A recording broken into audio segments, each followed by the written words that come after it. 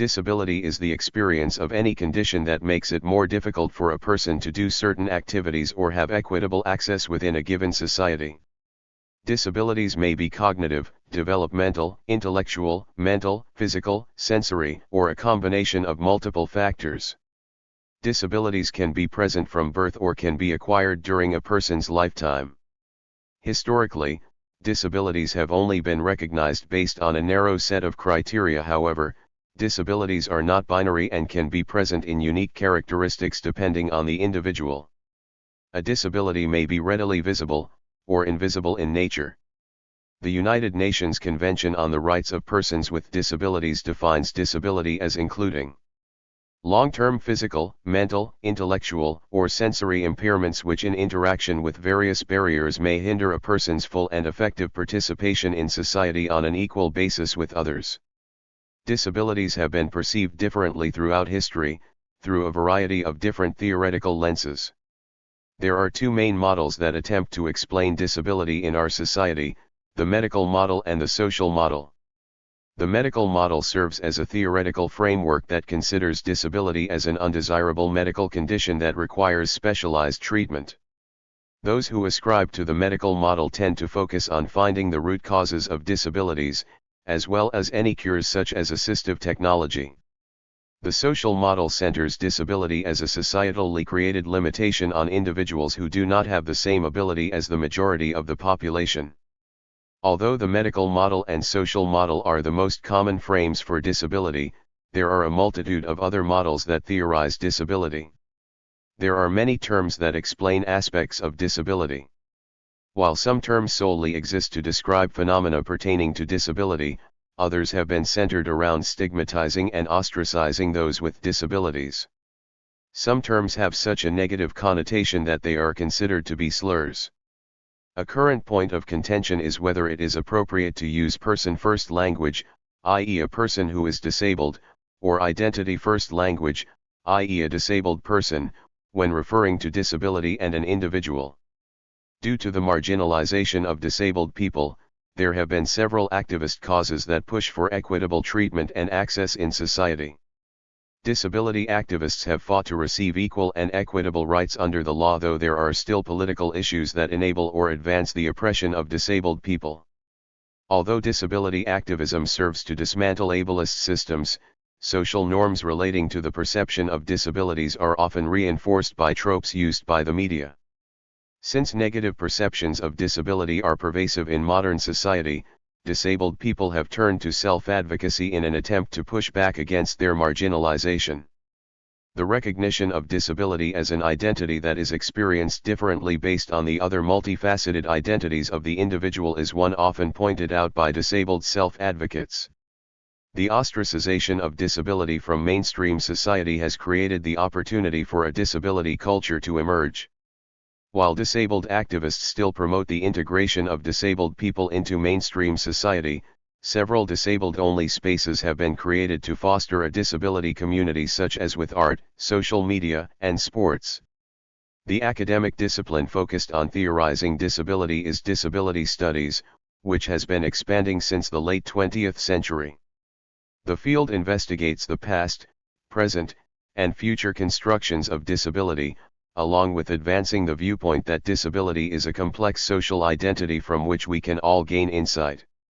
As disabilities scholar Claire Mullaney puts it, at its broadest, disability studies encourages scholars to value disability as a form of cultural difference. Scholars of the field focus on a range of disability-related topics, such as ethics, policy and legislation, history, art of the disability community, and more. Notable scholars from the field include Marta Russell, Robert McCruer, Johanna Hedva, Laura Hershey, Irving Zola, and many more. Prominent disability scholar Leonard J. Davis notes that disability studies should not be considered a niche or specialized discipline, but instead is applicable to a wide range of fields and topics. The International Classification of Functioning, Disability, and Health, ICF, produced by the World Health Organization, distinguishes between body functions, physiological or psychological, such as vision, and body structures, anatomical parts, such as the eye and related structures. Impairment in bodily structure or function is defined as involving an anomaly, defect, loss, or other significant deviation from certain generally accepted population standards, which may fluctuate over time. Activity is defined as the execution of a task or action. The ICF lists 9 broad domains of functioning which can be affected. Learning and applying knowledge. General tasks and demands. Communication. Basic physical mobility, domestic life, and self-care, for example, activities of daily living. Interpersonal interactions and relationships. Community, social and civic life, including employment. Other major life areas. In concert with disability scholars, the introduction to the ICF states that a variety of conceptual models have been proposed to understand and explain disability and functioning, which it seeks to integrate. These models include the following. The medical model views disability as a problem of the person, directly caused by disease, trauma, or other health conditions which therefore requires sustained medical care in the form of individual treatment by professionals. In the medical model, management of the disability is aimed at a cure, or the individual's adjustment and behavioral change that would lead to an almost cure or effective cure. The individual, in this case, must overcome their disability by medical care. In the medical model, medical care is viewed as the main issue, and at the political level, the principal response is that of modifying or reforming health care policy. The medical model focuses on finding causes and cures for disabilities. Causes. There are many causes of disability that often affect basic activities of daily living, such as eating, dressing, transferring, and maintaining personal hygiene, or advanced activities of daily living such as shopping, food preparation, driving, or working. However, causes of disability are usually determined by a person's capability to perform the activities of daily life. As Marta Russell and Ravi Malhotra argue, the medicalization of disablement and the tools of classification clearly played an important role in establishing divisions between the disabled and the able-bodied. This positions disability as a problem to be solved via medical intervention, which hinders our understanding about what disability can mean. For the purposes of the Americans with Disabilities Act of 1990, the U.S. Equal Employment Opportunity Commission regulations provide a list of conditions that should easily be concluded to be disabilities: amputation, attention deficit hyperactivity disorder, ADHD, autism, bipolar disorder, blindness, cancer, cerebral palsy, deafness, diabetes, epilepsy, HIV/AIDS, intellectual disability, major depressive disorder, mobility impairments requiring a wheelchair, multiple sclerosis, muscular dystrophy, obsessive, compulsive disorder, OCD, post-traumatic stress disorder, PTSD, spina bifida, and schizophrenia. This is not an exhaustive list, and many injuries and medical problems cause disability. Some causes of disability, such as injuries, may resolve over time and are considered temporary disabilities. An acquired disability is the result of impairments that occur suddenly or chronically during the lifespan, as opposed to being born with the impairment. Invisible disabilities may not be obviously noticeable. People-first language is one way to talk about disability which some people prefer. Using people-first language is said to put the person before the disability. Those individuals who prefer people-first language would prefer to be called a person with a disability. This style is reflected in major legislation on disability rights, including the Americans with Disabilities Act and the UN Convention on the Rights of Persons with Disabilities. Cerebral palsy, a guide for care at the University of Delaware, describes people-first language. The American Psychological Association Style Guide states that, when identifying a person with a disability, the person's name or pronoun should come first, and descriptions of the disability should be used so that the disability is identified, but is not modifying the person. Acceptable examples included a woman with Down syndrome or a man who has schizophrenia. It also states that a person's adaptive equipment should be described functionally as something that assists a person, not as something that limits a person. For example, a woman who uses a wheelchair rather than a woman confined to a wheelchair. People first terminology is used in the UK in the form people with impairments, such as people with visual impairments. However, in the UK, identity first language is generally preferred over people first language. The use of people first terminology has given rise to the use of the acronym PWD to refer to person, or people, with disabilities, or disability. However, other individuals and groups prefer identity first language to emphasize how a disability can impact people's identities. Which style of language used varies between different countries, groups, and individuals. Identity first language. Identity first language describes the person as disabled. Some people prefer this and argue that this fits the social model of disability better than people first language, as it emphasizes that the person is disabled not by their body, but by a world that does not accommodate them. This is especially true in the UK, where it is argued under the social model that while someone's impairment, for example, having a spinal cord injury, is an individual property, disability is something created by external societal factors such as a lack of accessibility. This distinction between the individual property of impairment and the social property of disability is central to the social model. The term disabled people as a political construction is also widely used by international organizations of disabled people, such as Disabled Peoples International. Using the identity-first language also parallels how people talk about other aspects of identity and diversity. For example, in the autism community, many self-advocates and their allies prefer terminology such as autistic, autistic person, or autistic individual because we understand autism as an inherent part of an individual's identity, the same way one refers to Muslims, African Americans, lesbian/gay/bisexual/transgender/queer, Chinese, gifted, athletic, or Jewish. Similarly, deaf communities in the US reject people-first language in favor of identity-first language. In 2021, the U.S. Association on Higher Education and Disability, AHED, announced their decision to use identity-first language in their materials, explaining, identity-first language challenges negative connotations by claiming disability directly. Identity-first language references the variety that exists in how our bodies and brains work with a myriad of conditions that exist, and the role of inaccessible or oppressive systems, structures, or environments in making someone disabled. Handicap. The term handicap derives from the medieval game hand in cap, in which two players trade possessions, and a third, neutral person judges the difference of value between the possessions. The concept of a neutral person evening up the odds was extended to handicap racing in the mid-18th century, where horses carry different weights based on the umpire's estimation of what would make them run equally.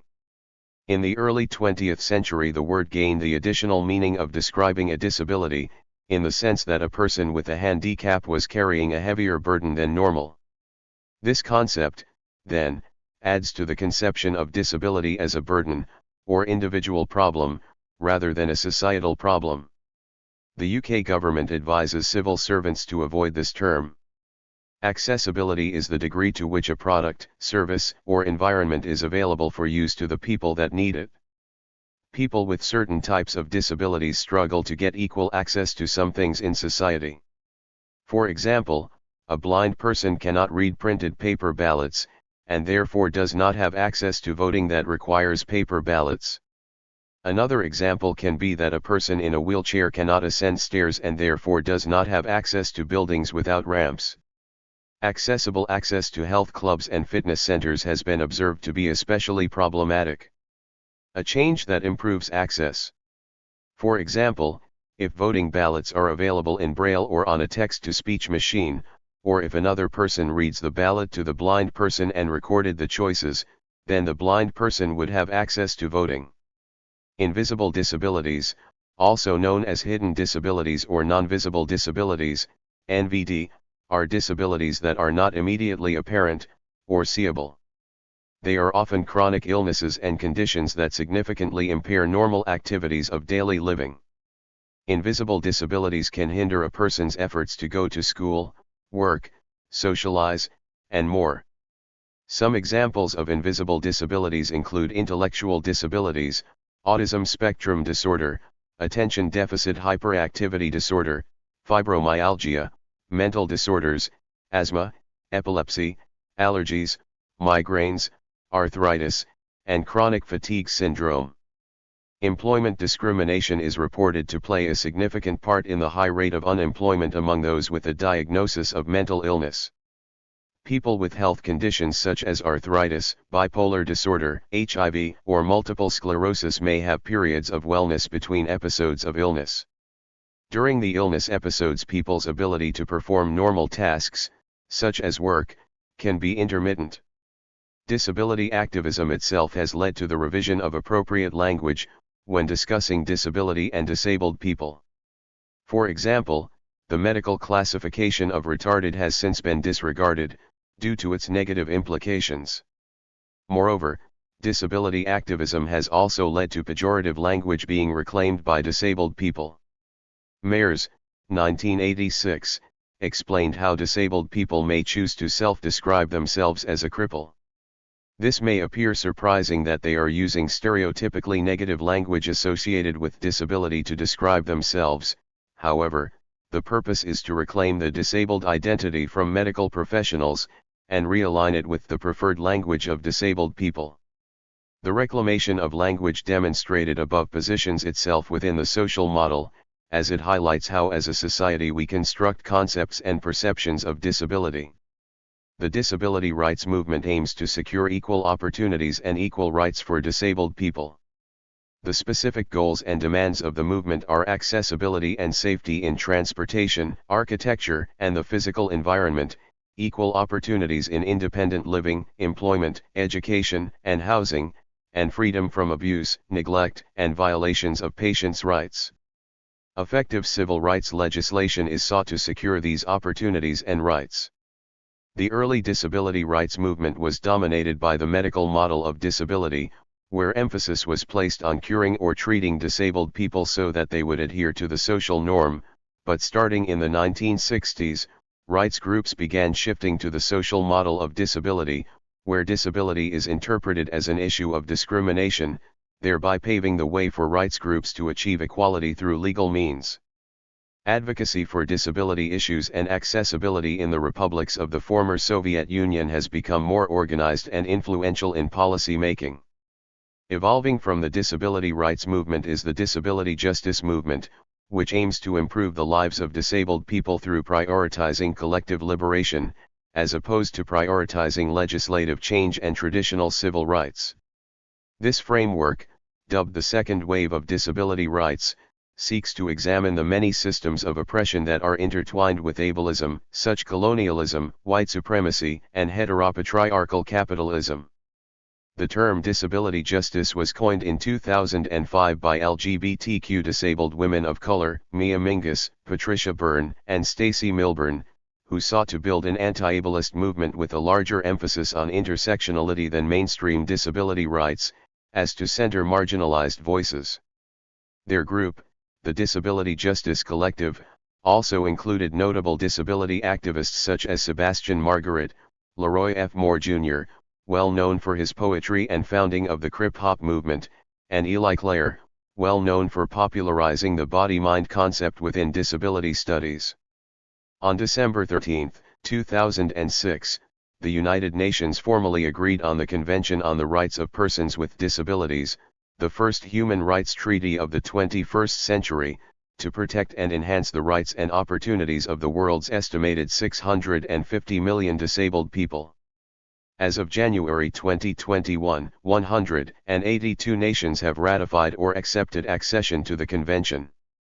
Countries that sign the convention are required to adopt national laws, and remove old ones, so that persons with disabilities will, for example, have equal rights to education, employment, and cultural life, to the right to own and inherit property, to not be discriminated against in marriage, etc., and to not be unwilling subjects in medical experiments. UN officials, including the High Commissioner for Human Rights, have characterized the bill as representing a paradigm shift in attitudes toward a more rights-based view of disability in line with the social model. In 1976, the United Nations began planning for its International Year of Disabled Persons, 1981, later renamed the International Year of Disabled Persons. Some disability activists used the year to highlight various injustices, such as in Australia where beauty pageants were targeted in order to, in the words of activist Leslie Hall, challenge the notion of beauty and reject the charity ethic. The UN Decade of Disabled Persons, 1983 to 1993, featured a world program of action concerning disabled persons. In 1979, Frank Bowe was the only person with a disability representing any country in the planning of IYDP 1981. Today, many countries have named representatives who are themselves individuals with disabilities. The decade was closed in an address before the General Assembly by Robert Davila. Both Bowe and Davila are deaf. In 1984, UNESCO accepted sign language for use in the education of deaf children and youth. Policies in former Soviet Union republics. UN programs and OSCE work to align policy and programs in countries that were part of the former Soviet Union with the Convention on the Rights of Persons with Disabilities. Political rights, social inclusion, and citizenship have come to the fore in developed and some developing countries. The debate has, some instances, moved beyond a concern about the perceived cost of maintaining dependent disabled people to finding effective ways to ensure that disabled people can participate in and contribute to society in all spheres of life. In developing nations, where the vast bulk of the estimated 650 million disabled people reside, a great deal of work is needed to address concerns ranging from accessibility and education to self-empowerment, self-supporting employment, and beyond. In the past few decades, the efforts of disability rights activists around the world, focused on obtaining full citizenship for disabled people, have come under academic study and gained some level of public recognition in many places, such as in the United States. There are obstacles in many countries in getting full employment, and public perception of disabled people varies. Disability abuse happens when a person is abused physically, financially, verbally, or mentally due to the person having a disability.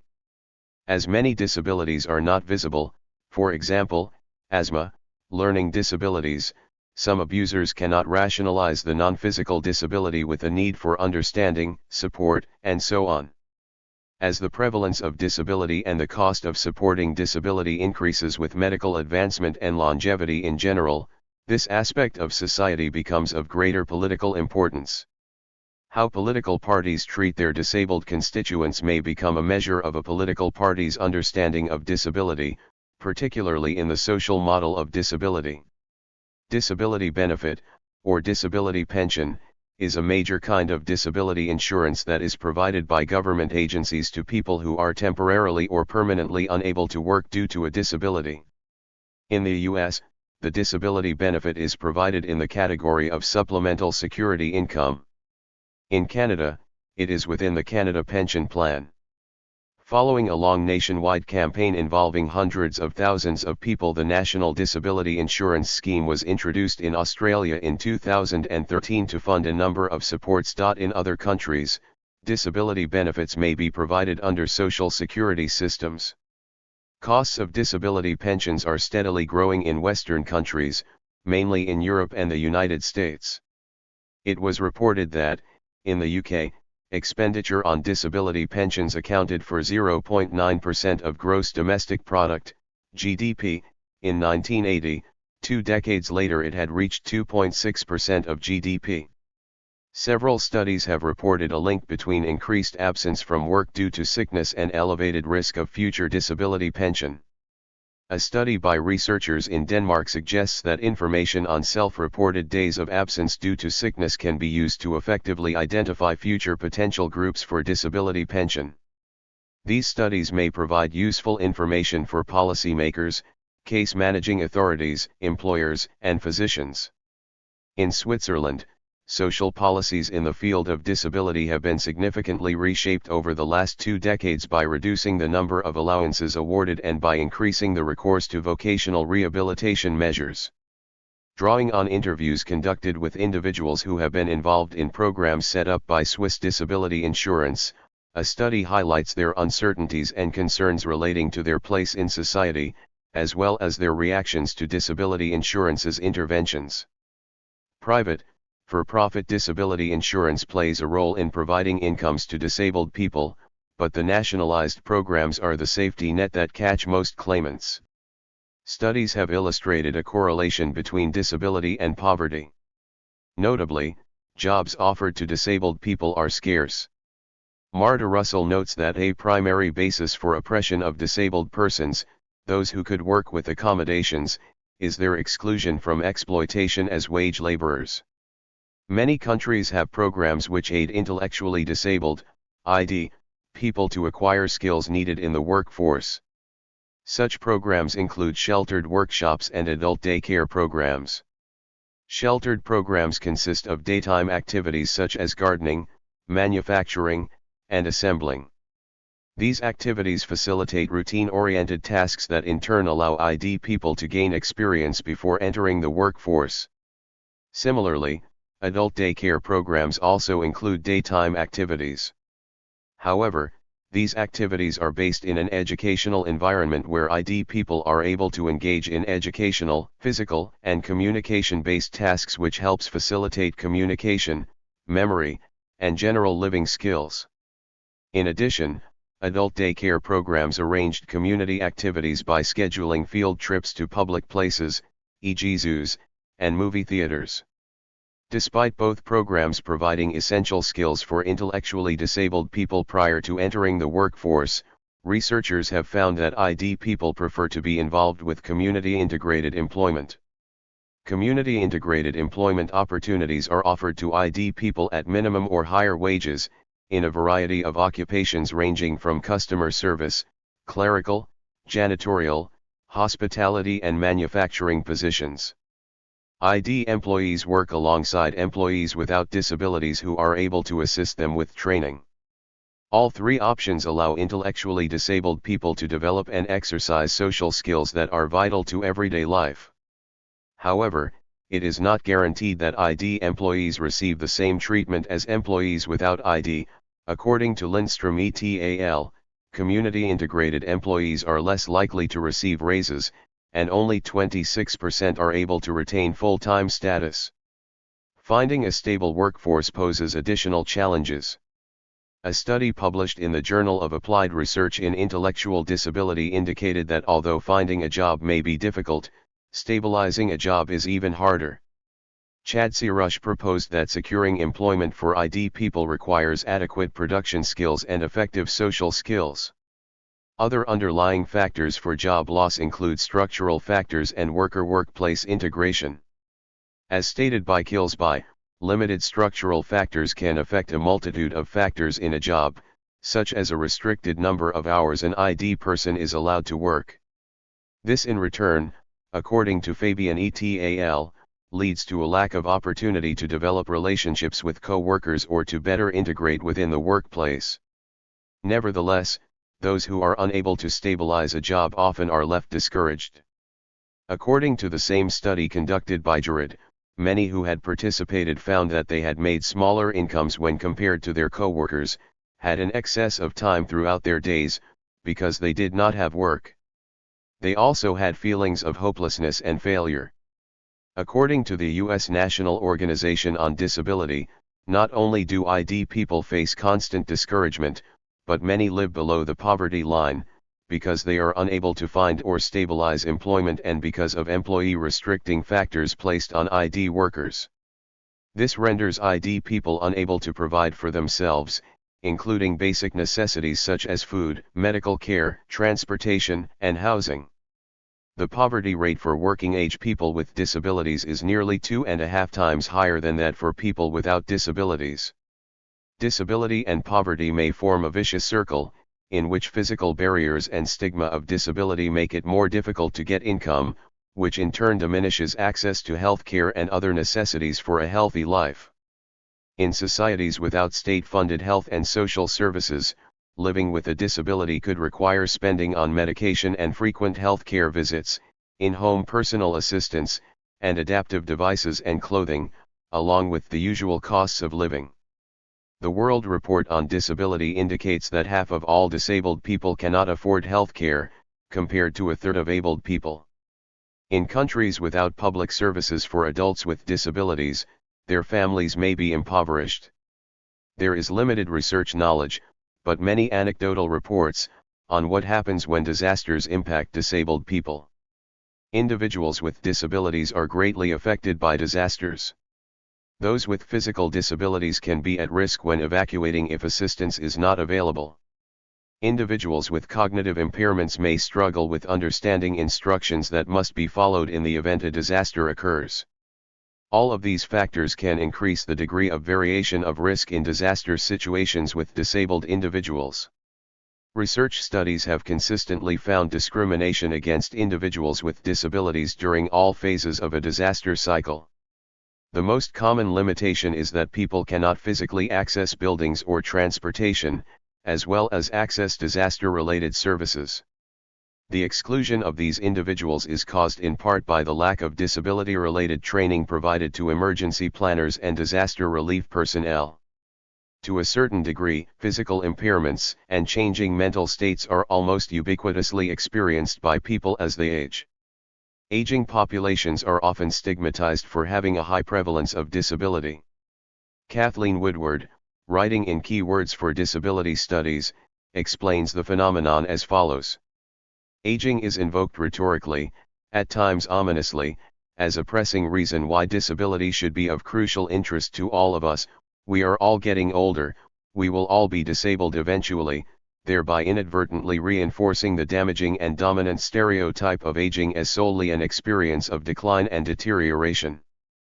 But little attention has been given to the imbrication of aging and disability. In Feminist, Queer, Crip, Alison Kafer mentions aging and the anxiety associated with it. According to Kafer, this anxiety stems from ideas of normalcy. She says, anxiety about aging, for example, can be seen as a symptom of compulsory able-bodiedness/able-mindedness, as can attempts to treat children who are slightly shorter than average with growth hormones. In neither case are the people involved necessarily disabled, but they are certainly affected by cultural ideals of normalcy and ideal form and function. In contexts where their differences are visible, persons with disabilities often face stigma. People frequently react to disabled presence with fear, pity, patronization, intrusive gazes, revulsion, or disregard. These reactions can, and often do, exclude persons with disabilities from accessing social spaces along with the benefits and resources these spaces provide. Disabled writer/researcher Jenny Morris describes how stigma functions to marginalize persons with disabilities. Going out in public so often takes courage. How many of us find that we can't dredge up the strength to do it day after day, week after week, year after year, a lifetime of rejection and revulsion. It is not only physical limitations that restrict us to our homes and those whom we know. It is the knowledge that each entry into the public world will be dominated by stares, by condescension, by pity, and by hostility. Additionally, facing stigma can cause harm to the psycho-emotional well-being of the person being stigmatized. One of the ways in which the psycho-emotional health of persons with disabilities is adversely affected is through the internalization of the oppression they experience, which can lead to feeling that they are weak, crazy, worthless, or any number of other negative attributes that may be associated with their conditions. Internalization of oppression damages the self-esteem of the person affected and shapes their behaviors in ways that are compliant with dominance of those with no acknowledged disability. Ableist ideas are frequently internalized when disabled people are pressured by the people and institutions around them to hide and downplay their disabled difference, or pass. According to writer Simi Linton, the act of passing takes a deep emotional toll by causing disabled individuals to experience loss of community, anxiety, and self-doubt. The media play a significant role in creating and reinforcing stigma associated with disability. Media portrayals of disability usually cast disabled presence as necessarily marginal within society at large. These portrayals simultaneously reflect and influence the popular perception of disabled difference. There are distinct tactics that the media frequently employ in representing disability. These common ways of framing disability are heavily criticized for being dehumanizing and failing to place importance on the perspectives of persons with disabilities. As outlined by disability theorist and rhetorician J. Timothy Dolmage, ableist media tropes can reflect and continue to perpetuate societal myths about disabled people. Inspiration porn refers to portrayals of persons with disabilities in which they are presented as being inspiring simply because the person has a disability. These portrayals are criticized because they are created with the intent of making viewers with no acknowledged disability feel better about themselves in comparison to the individual portrayed. Rather than recognizing the humanity of persons with disabilities, inspiration porn turns them into objects of inspiration for an audience composed of those with no acknowledged disability. The superscript trope refers to instances when the media reports on or portray a disabled person who has made a noteworthy achievement but centers on their disability rather than what they actually did. They are portrayed as awe-inspiring for being exceptional compared to others with the same or similar conditions. This trope is widely used in reporting on disabled athletes as well as in portrayals of autistic savants. These representations, notes disability scholar Rhea Cheney, are widely assumed to be inherently regressive, reducing people to their condition rather than viewing them as full people. Furthermore, superscript portrayals are criticized for creating the unrealistic expectation that disability should be accompanied by some type of special talent, genius, or insight. Examples of this trope in the media include Dr. Sean Murphy from The Good Doctor, Marvel's Daredevil, and others. Scholar Sammy Schock argues that the term superscript has a narrow definition given how widely used the term is. As a result, Schlack provides three categories of superscript narratives used. The regular superscript narrative, in which a disabled person gains regulation for completing mundane tasks. This is commonly seen as a disabled person being able to accomplish something despite their disability. The glorified superscript narrative, in which a disabled person is praised for succeeding at something even a non-disabled person would not be able to do. This narrative form is commonly used to talk about disabled Paralympic athletes. The superpowered superscript narrative, which appears in functionalized representations of disabled characters. Characters of this narrative type gain superpowers due to their disability. Common examples of this narrative form in action are prosthetics limbs that make one more powerful than expected, or have futuristic technology that makes one a cyborg.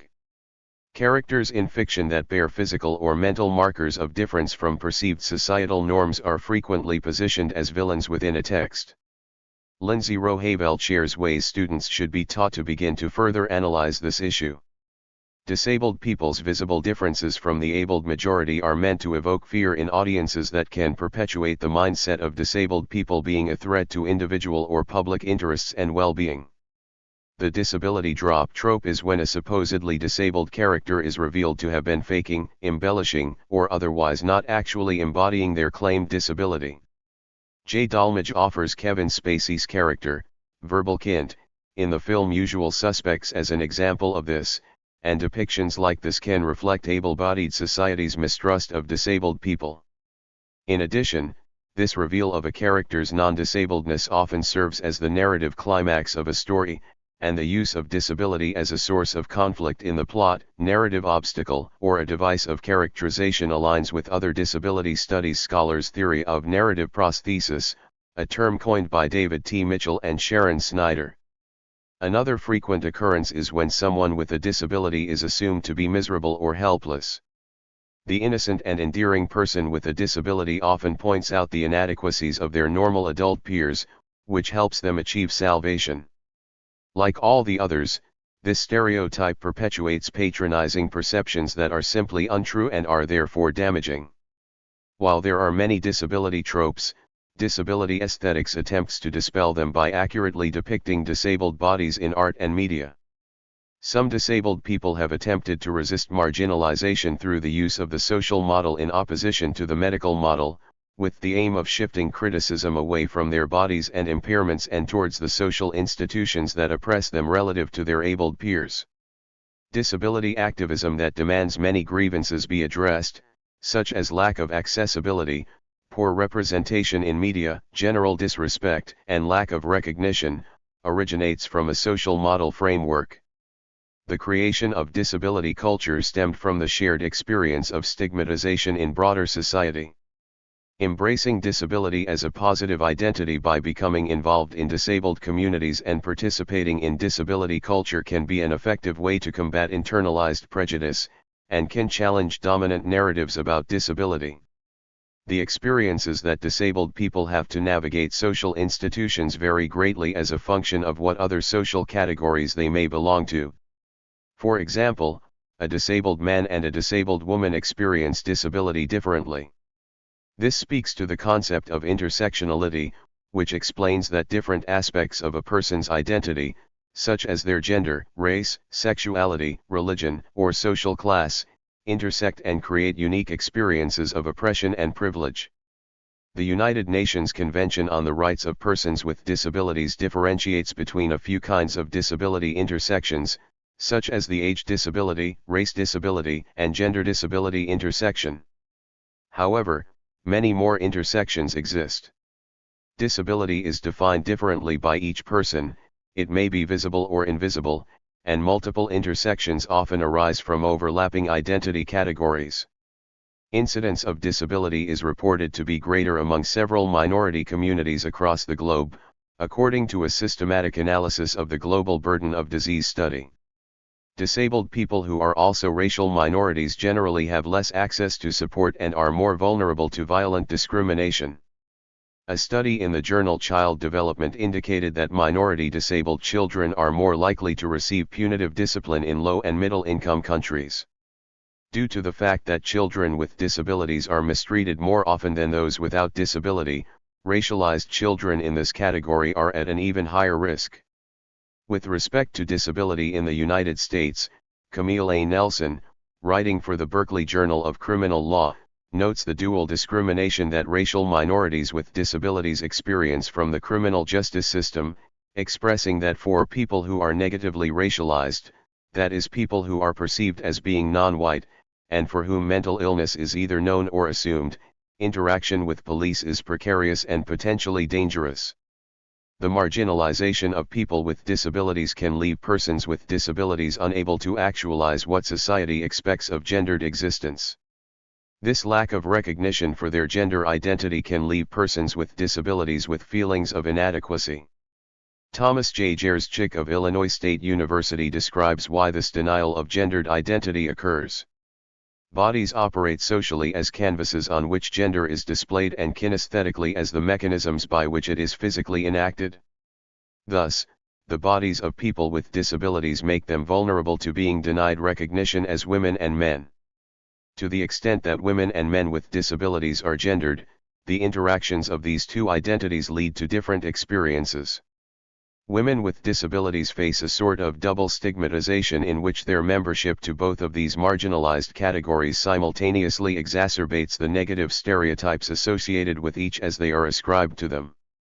However, according to the framework of intersectionality, gender and disability intersect to create a unique experience that is not simply the coincidence of being a woman and having a disability separately, but the unique experience of being a woman with a disability. It follows that the more marginalized groups one belongs to, their experience of privilege or oppression changes. In short, a black woman and a white woman will experience disability differently. According to the UN Women Watch, persistence of certain cultural, legal, and institutional barriers makes women and girls with disabilities the victims of twofold discrimination, as women and as persons with disabilities. As Rosemary Garland Thompson puts it, women with disabilities, even more intensely than women in general, have been cast in the collective cultural imagination as inferior, lacking, excessive, incapable, unfit, and useless. Similar to the intersections of race and disability or gender and disability, a person's socio-economic background will also change their experience of disability. A disabled person with a low socio-economic status will experience the world differently, with more obstacles and fewer opportunities, than a disabled person with a high socio-economic status. A good example of the intersection between disability and socio-economic status is access to education, as we know that there are direct links between poverty and disability, often working in a vicious cycle. The costs of special education and caring for a disabled child are higher than for a child with no acknowledged disability, which poses an immense barrier in accessing appropriate education. The inaccessibility of appropriate education, at any stage, can lead to difficulties in finding employment, which often results in the vicious cycle of being bound by one's experience as a poor and disabled person to remain in the same social structure and experience socio-economic exclusion.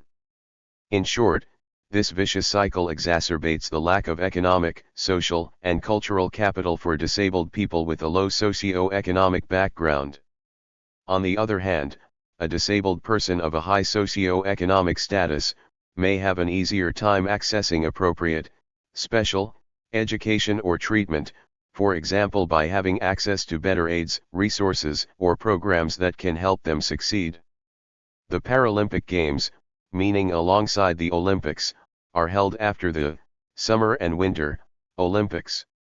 The Paralympic Games include athletes with a wide range of physical disabilities. In member countries, organizations exist to organize competition in the Paralympic sports on levels ranging from recreational to elite, for example, Disabled Sports USA and Blasi Sports America in the United States. The Paralympics developed from a rehabilitation program for British war veterans with spinal injuries. In 1948, Sir Ludwig Guttmann, a neurologist working with World War II veterans with spinal injuries at Stoke Mandeville Hospital in Aylesbury in the UK, began using sport as part of the rehabilitation programs of his patients. In 2006, the Extremity Games were formed for physically disabled people, specifically limb loss or limb difference, to be able to compete in extreme sports.